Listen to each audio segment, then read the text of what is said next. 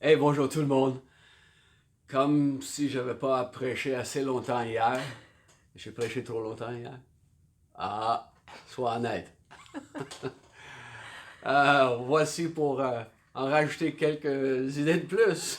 Donc, Catherine, qu'est-ce qui t'a frappé? Une partie de ce passage-là qui me touche toujours, c'est quand Jésus dit Pourquoi me persécutes-tu alors qu'on parle de l'Église puis des chrétiens.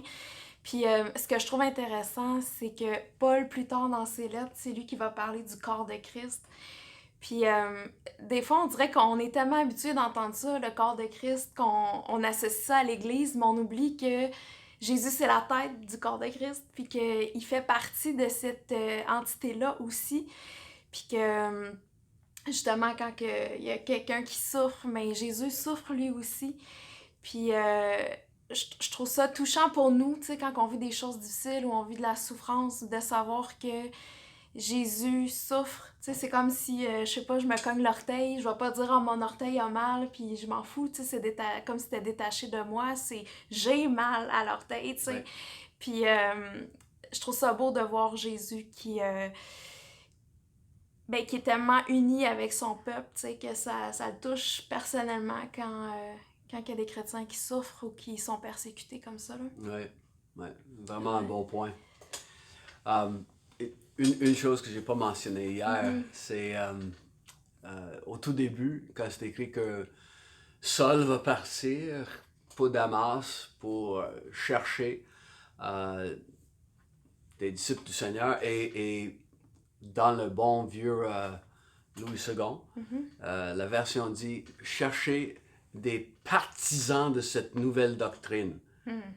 Dans une autre version, les partisans de cet enseignement. D'autres versions, c'est suivre euh, le chemin du Seigneur ou encore des membres de cette secte. Mhm. Donc, il y a beaucoup de différentes traductions d'un seul mot Mhm.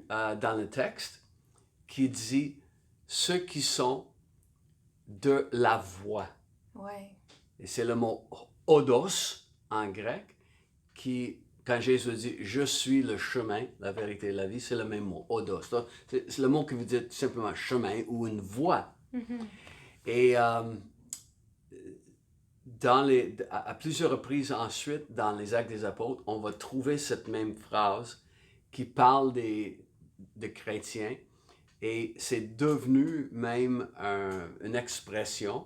pour ceux qui font partie de l'Église. Mhm.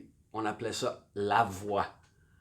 Et donc, c'est à partir de ce moment-là, dans les actes, qu'on commence à parler de cette idée-là. Et pour les chrétiens, à l'époque, bien sûr, c'était l'idée que nous sommes sur le chemin du Seigneur. Mhm. Donc, le odos de Dieu. D'où vient le mot en français odomètre? Ah ouais. Oui, Eh ben.